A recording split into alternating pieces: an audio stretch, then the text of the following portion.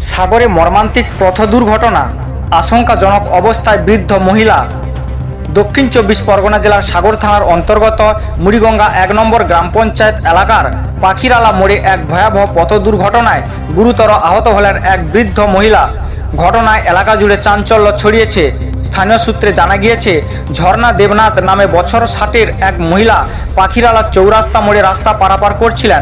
সেই সময় গঙ্গাসাগর থেকে কচুবেড়িয়াগামী একটি বাইক আচমকা নিয়ন্ত্রণ হারিয়ে তার সঙ্গে সজোরে ধাক্কা খায়।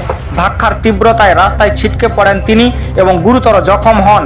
দুর্ঘটনার পর স্থানীয় বাসিন্দারা তৎপরতার সঙ্গে আহত মহিলাকে উদ্ধার করে সাগর গ্রামীণ হাসপাতালে নিয়ে যান। তার শারীরিক অবস্থা অত্যন্ত সংকটজনক এবং নিবিড় পর্যবেক্ষণে রাখা হয়েছে। এদিকে খবর পেয়ে ঘটনাস্থলে পৌঁছায় সাগর থানার পুলিশ। দুর্ঘটনার কারণ খতিয়ে দেখছেন। বাইকটির গতিবেগ ও চালকের ভূমিকা নিয়ে তদন্ত শুরু হয়েছে। বর্তমানে আহত ঝর্ণা দেবনাথ সাগর গ্রামীণ হাসপাতালে চিকিৎসাধীন রয়েছেন এবং তার শারীরিক অবস্থার দিকে নজর রাখছেন। এইমাত্র পাখিরালা মোড়ের একটু উত্তর দিকে ওই যে ট্রান্সফরমারটা আছে, ওই ট্রান্সফরমারের কাছেই একটা ভয়াবহ দুর্ঘটনা ঘটলো। এক ভদ্রমহিলা রাস্তা পার হতে গিয়েছিল, তো দক্ষিণ দিক থেকে একটা মোটর সাইকেল এসে মহিলার কাপড় ওই মোটর সাইকেলে জড়ে যায় এবং প্রায় 15-20 হাত মানে টেনে নিয়ে গিয়ে ভদ্রমহিলাকে যখন করা হয় তখন কিন্তু উনি প্রায় মৃতপ্রায় অবস্থায়।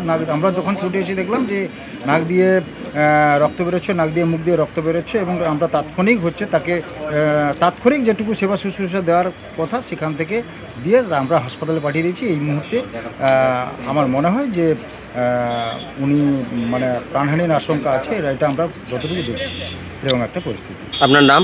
আমার নাম প্রভাত কুমার গিরি।